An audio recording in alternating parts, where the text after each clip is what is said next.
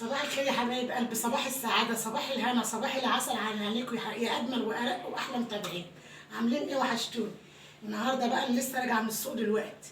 عايزة أقول لكم الأسعار في السوق مولعة نار. يعني أسعار استغفر الله العظيم يا رب زي الزفت. يعني الواحد لو واخد 200 جنيه عشان يتسوق بيهم مش هيعملوا حاجة. طبعا النهاردة أنا مطلوب مني، مش يعني أنا بحضر الأوردر بكرة. انا بحضر الاوردر بكره. مطلوب مني الاوردر بقى ايه يا حبايب قلبي؟ مطلوب فراخ مشويه على الفحم. ماشي، فانا نزلت السوق جبت 3 فرخات اهمت مطلوبين مني يتشووا يعني. فانا هشويهم.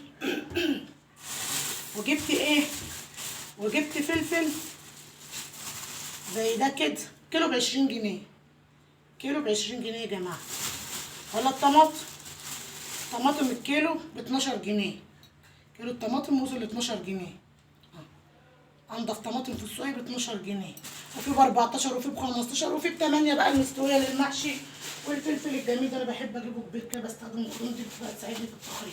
جبت نص كيلو فلفل ب 10 جنيه، وجبت كيلو طماطم ب 12 جنيه. طبعا عشان انا هتبل الفراخ دي فمحتاجه الحاجات دي. انا عندي طبعا خيار، هم عايزينها مشويه شامله من كله يعني، بالعيش والسلطات والطحينه والمخلل وكله. طبعا انا عندي حاجه السلطه، عندي خيار وعندي خضره، وجبت فلفل اهو، جبت طماطم وعندي البصل. فهنعمل السلطه بقى ان شاء الله، والعيش هجيبهولهم لما الفرن بيفضل شغال. انا هبعت مكه تجيبهولي. بس انا النهارده نزلت اجيب الفراخ لان انا مش هطلع الاوردر ده النهارده. الفراخ بالذات يا جماعه اما بنطلب منه اوردر بقى، يا اما هم اصحابه بيطلبوه قبلها بيومين، هم عرفوا نظام، يا اما بيطلبوه قبلها بيوم او باتنين، يا اما انا بقى ساعه ما هم بيطلبوا يقولوا احنا عايزينه بكره، هقول لهم لا مش هينفع بكره.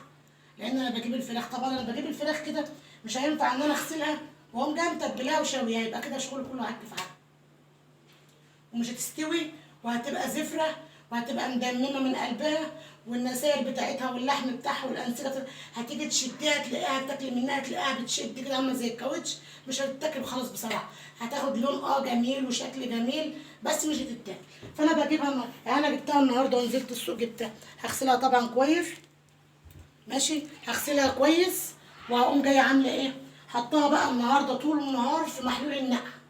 هسيبها طول النهار في محلول النقع، اللي هو عباره عن ايه؟ ربع كوبايه سكر، ربع كوبايه ملح، ليمون بقى كتير، ورقتين لورا، عودين قرفه. ما بعدش بحط خل. انا كنت الاول بحط خل، بس احط خل وافضل الاقي الفراخ زفره. فلما بطلت ان انا استخدم الخل في نقع الفراخ، لقيت الفراخ هو اللي بيثبت ريحه الزفاره. الخل يا جماعه هو اللي بيثبت ريحه الزفاره في الفراخ.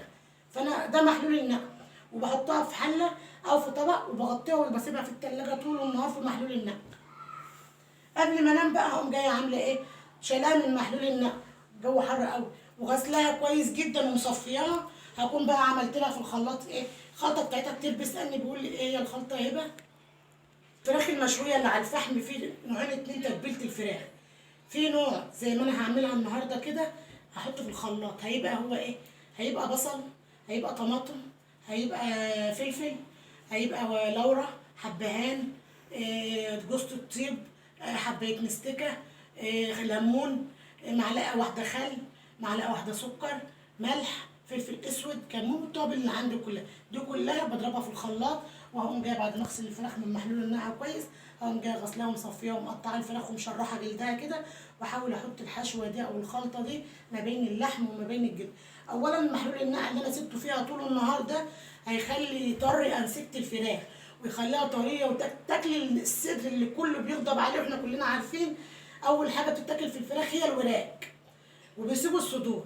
لا، هتاكلوا الصدور قبل الوراك، لان بتبقى ناعمه زي الكبده، اقسم بالله زي هاتيها وجربيها وعلى ضمانتي بتبقى زي الكبده بالظبط، لكن انت هتفضلي طول النهار ناعمه. تاني حاجه في المحلول النقع ده بيسحب الزفره، وبيسحب وبيمتص كل الدم اللي في الفرخ. يعني انت تقدري تقطعي الورك، تقدري تقطعي الصدر مش هتلاقي فيه دم خالص، بيسحب كل الحاجه دي. والعود القرفه هيخلي ريحه الحاجه حلوه مع الورق اللورا. وبنقوم جايين حاطين عليها الخلطه اللي انا عملتها في الخلاط دي، وهسيبها طول الليل في الخلطه لغايه ما هاجي تاني يوم استخدمها في الشاوي. انا هتبلها المغرب، هسيبها طول النهار. انا لسه جايه من السوق اهو، الساعه 9 ما دخلتش على 11. هسيبها بقى في محلول النقع ده، اغسلها واسيبها في محلول النقع لغايه الساعه 11، لغايه قبل ما انام. هقوم جايه مخرجاها من التلاجة وغسلاها ومصفياها وحاطه عليها الخلطه اللي انا عاملاها، وحطها في صينيه. ولازم اغطي الصينيه كويس، يا اما بغطا يا اما بورق فويل، علشان تفضل الفراخ طريه ما تنشفش مني. واقوم جايه بقى وقت ما استخدمها الساعه 1 الساعه 2 الساعه 3 حسب ما الاوردر مطلوب مني. هو الاوردر مطلوب مني الساعه 3 يعني غدا، ماشي، يعني الاوردر ده غدا. فطبعا هتفضل بقى شوفوا طول الليل في الخلطه، طول الليل في الخلطه. الخلطه التانيه بقى هي بتبقى ايه عشان ما اطولش عليكم الفيديو الجو حر قوي، بتبقى عباره عن توابل بس. يعني ايه توابل بس؟ يعني معلقه صلصه، معلقه يعني مش معلقه، معلقه صلصه، شويه زيت محترمين، شويه خل، عصير ليمونتين ثلاثه كده. توابل بقى توم باودر، بصل باودر، بابريكا، حبه كركم، حبه جوز الطيب، فلفل اسود، كمون، كزبره. بحبش لها كل التوابل اللي عندي. اقسم بالله بتبقى تحفه تحفه تحفه كشكل كمنظر. وبعدين انا بحاول اجيب الفراخ دي بس لا تتكهرب، بحاول اجيب الفراخ دي يعني ايه اوزانها يعني بتتراوح من كيلو 700. انا كان نفسي اجيبها اقل من كده بس انا ما لقيتش. دي كيلو 700 الفرخه، دي كيلو 700 جرام، دي كيلو 800، دي كيلو 800. فطبعا انا ما بحطهاش على الشوايه واشعل لها الفحم واشعل لها النار، هتاخد لون من بره وهتحمر وهتبقى جميله بس مش هتستوي، مش هتستوي.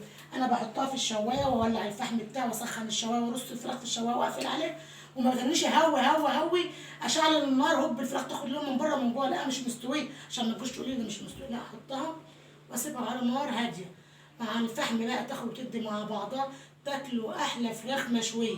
اتمنى يا حبايب قلبي ان انا اكون فدتكم بحاجه. فانا هجهز بقى الاوردر ده النهارده ان شاء الله وهعمله بكره باذن الله. بس انا حبيت برضو اعرفكم عشان لو انا ما صورتش شوي الفراخ لان انا مصوراها اول مره وشاويه مش ما تبقى انا كده برضو عرفتكم انا هعمل ايه. هم مش طالبين ولا رز ولا حاجه، ولا هم طالبين فراخ مشويه بالسلطات بالعيش بحاجات. اتمنى يا حبايب قبل الفيديو يكون عجبكم. وبالله عليكم بالله عليكم انا اول مره اطلب منكم طلب، اول مره اطلب منكم طلب يا حبايب قلبي اللي على الفيس كلهم واللي على القواي واللي على التيك توك وعلى بص اللي بيتابعني في كل برنامج. انا ليا طلب واحد عنده، كل اللي معايا خارج اليوتيوب يدخل على اليوتيوب. انا عندي قناه صغيره كده مش هتكبر الا بيكم برضه. يا جماعه والله العظيم اللايك ده بيرفع الفيديو. انا مش هيجرى حاجه يعني لو اتفرجت يا ست الكل او انت يا سيد الناس اتفرجتوا على الفيديو وعملتوا لي لايك، مش هيجرى اي حاجه. هو مش هيضركم بس هو هيفيدنا انتوا، هيفيدنا بيرفع الفيديو جامد والله العظيم. وكل اللي معايا بقى على التيك توك وعلى كل اللي معايا بقى على الفيس ولا على اي برنامج بقى يا حبايب قلبي يدخل على اليوتيوب مطبخ السعاده مع الشيف هبه يا حبايب قلبي على اليوتيوب عشان قناتي تكبر بيكم. الصوره بتاعت القناه نفس الصوره اللي هي على الفيسبوك. فبعد اذنكم رجاء انا اول مره اطلع وسايبه لكم برده لينك القناه على الفيس. فبالله عليكم انا مش هكبر الا بيكم، انا مش هكبر ولا زي ما عملتوا ناس كتير ويعني وشجعتوا ناس كتير ودعمتوا ناس كتير. ادعمونا انا محتاجه ادعمكم يا حبايب قلبي وبقدر ان انا احاول ان انا اقدر اوصل لكم المعلومه بطريقه بسيطه وسهله. وطبعا انا من عجب فيكم لان انا ما بسمعش، انا من يوم ما فتحت القناه لغايه دلوقتي ما فيش تعليق واحد جالي جارح. بسم الله ما شاء الله حبايب قلبي اللي متابعيني من داخل مصر ومن خارج مصر هم اصلا يعني هم اللي بيدوني الطاقه ان انا ادخل المطبخ واقدم كل جديد واعمل عشان ان انا كلامهم ليا بيشجعني، دعمكم ليا بيشجعني، كلامكم العسل اللي في الكومنتات دي بتشجعني. وصلى على الحبيب قلبك يطيب.